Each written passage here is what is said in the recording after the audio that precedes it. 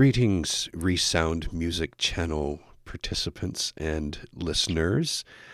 What you are participating in here is a completely blind microphone test. I've done one of these before in a video as a shootout, I guess they call it, between a very inexpensive mic that's intended for instruments versus what you might say holy grail style mic for voiceovers, announcers, radio DJs, and singers, and all the rest of that. You can check back. I'll throw a card up here soon. But what we're doing today is we're not allowing you to see which microphone is being used. Now, I could just go back and forth and call them microphone 1, microphone 2, and you could see what I'm doing. But to keep this one really simple, what I'm going to do is I'm just going to turn on and off the interface gain that I have here. I have two microphones in front of me. I'm speaking into both of them at the same time. Both of them have their gain set to maximum on a Steinberg UR44 interface that's plugged into my computer.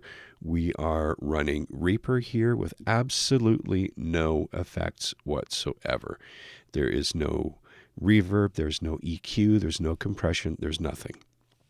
So with these microphones that are in front of me, they are 4 inches from my mouth, pointing directly at me. You can hear a little bit of plosive there, I'm sorry. But we're going to go in a kind of ASMR type of thing. I did a voiceover project for a fellow last year, and he said, dude, you have got a great voice for ASMR. You should totally get into that. And I looked it up and I thought, well, sometimes it's kind of creepy listening to people eat. It's like, really, who wants to do that? Or listening to people whispering while they're playing with their hair. No, no. What I'm doing though is I want you to just concentrate on the voice. Now, I have one microphone slightly to the left, one microphone slightly to the right. They are 1 inch apart. They are popular style dynamic microphones with a spherical kind of metal grill and a thin foam windscreen on the inside of them, which is intended to mitigate plosives, things like saying peanut butter or Peter Piper picked a peck of pickled peppers when you're really close to the microphone. So I'm going to keep away from the microphones, but what I'm going to do when I'm talking, that was my phone, is just turn my face slightly. Now I'll throw up a couple of stills towards the end of the video, so you'll see what I'm doing for these setups. And I'm just going to use the gain control on the interface to control which microphone is on.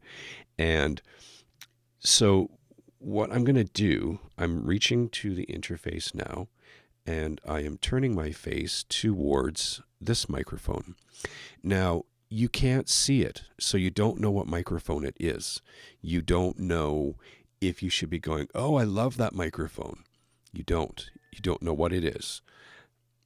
And you have to listen. Now, I would hope you're listening on a good quality monitoring system, good headphones at least, or if you're an audio nerd, you're probably plugged into your studio rig, listening to this on proper studio monitors.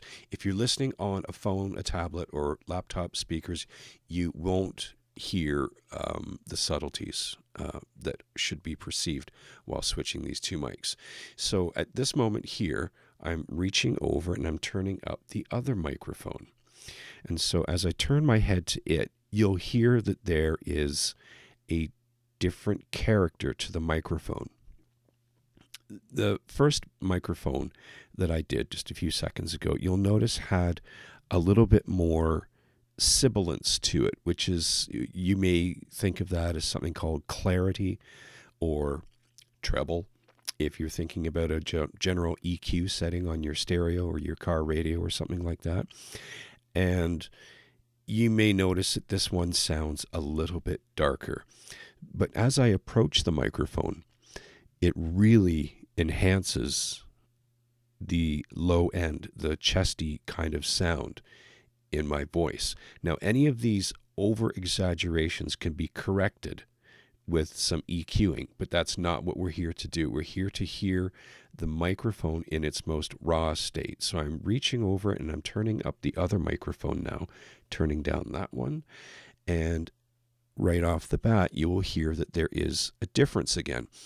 This one is back to having more sibilance, more clarity. It's like you reached forward and turned up the treble a little bit on the EQ of your radio or your stereo. And generally, the chestiness is about the same. It seems to be in a different range, though. There's a thing with microphones called the proximity effect.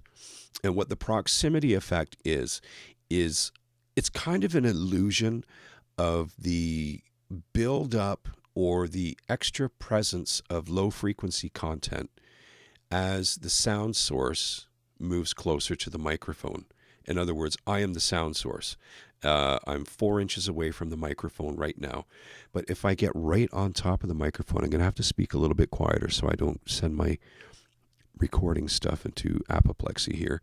But you can hear the much more breathy sound. I'm trying to speak as directly into the microphone as possible without getting nasty popping sounds. So I'm going to bring up the other mic and I'm going to do the same thing. So this microphone here, I'm again 4 inches from it. I've turned my head slightly to the left to get the direction right. And as I approach it, you'll hear it's a more upper chesty kind of sound to my ears anyways. Now I'm just listening on headphones. Very nice set of studio headphones, AKGs. And these headphones are known for being very flat response. In other words, they don't exaggerate things. But as I back away from this microphone, you'll notice that the chestiness is gone. And as I approach it a little bit closer, you can hear that P, that popping sound when I said approach. So I'm going to bring up both microphones now. So right now I am 4 inches from both microphones, which are on full gain each. I'm going to keep this video really short because this is intended for voiceover type applications where people are spending inordinate amounts of money on super expensive microphones that they don't need. I mean, they like them. I saw, those same kind of microphones, and I honestly got, some of them myself. But I've also been able to learn how the gear works and how to get the most out of the gear given the functionality of my digital audio workstation. So that if I don't like the particular character of a microphone, but say I've gone through 3 or 4 microphones trying to figure out which one I like, I'll settle on one and work with the EQ or compression settings to determine whether it's going to be the final device used in the recording. But voiceover is a really particular thing, and I've done quite a bit of voiceover with dynamic microphones and condenser microphones, super expensive dynamics and condensers, and really inexpensive dynamics and condensers.